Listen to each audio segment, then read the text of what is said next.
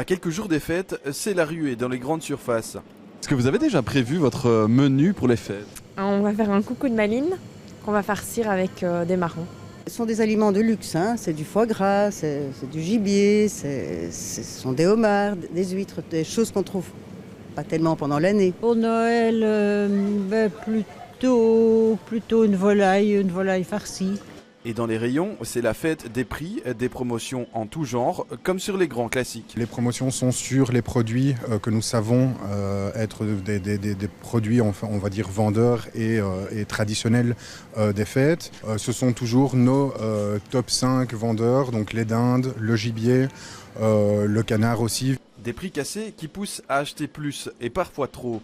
Alors que le Bruxellois jette en moyenne 15 kilos de nourriture par an, au moment des fêtes, il gaspille quasiment 1 kilo de plus.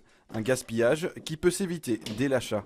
Ça passe par faire une liste de courses pour avoir les justes quantités. Réfléchir au menu, ça peut vouloir dire aussi, je prends un ingrédient parce qu'il rentre dans mon entrée par exemple, je n'en utilise qu'une partie, l'autre partie, comme quand on parlait de nos poireaux, le vert, le blanc, tiens, je peux l'utiliser d'une autre façon. Et une fois les fêtes passées, vos restes de nourriture peuvent encore être une bonne matière première.